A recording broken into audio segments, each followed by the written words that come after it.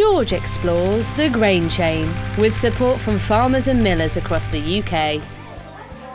Hi there, I'm at school today and back in the science lab. Yeah, I know. What's bread and baking got to do with test tubes and experiments? Quite a lot. Each ingredient affects how bread rises and cooks, so it's important to understand all about them.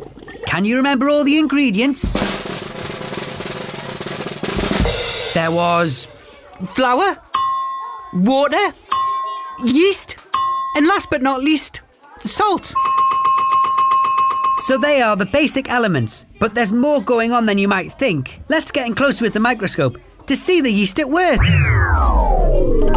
Look, it's like loads of tiny smooth balls.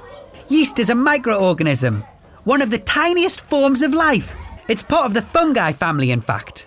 There are all sorts of yeast, and they're everywhere, on our bodies, even in our bodies, and all around us, in the air too. Strange, right? You're breathing something which helps to make bread.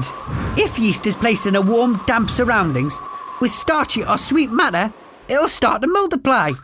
So let's add some warm, sugary water to our sample. Wow! The tiny balls of yeast are multiplying. All this activity produces alcohol and a gas called carbon dioxide. And it's this gas that adds the air to the dough, creating bubbles that make it grow in size.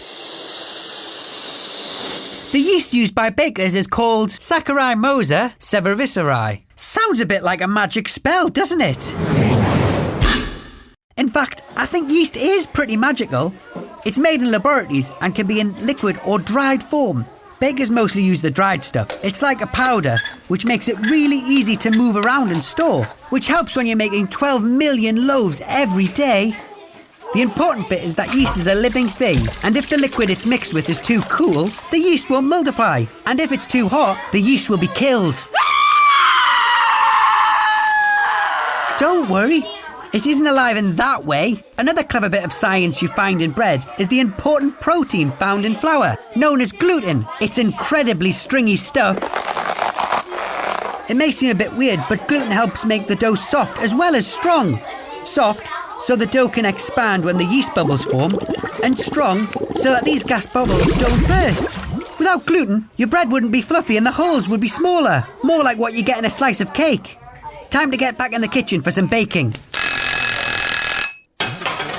After all that complicated science, I wanted to make a nice simple loaf. And here it is. And it smells fantastic. It's called a cottage loaf, and it's made from 2 round pieces of dough. The smaller piece of dough is placed on top of the larger piece, and is often dusted with flour before baking. It's a very old-fashioned English type of bread. Makes it look a bit funny, like a double-decker. Back in the olden days, making the bread like this meant you could get more in the oven. And that means more to enjoy. See you next time. George explores the grain chain with support from farmers and millers across the UK.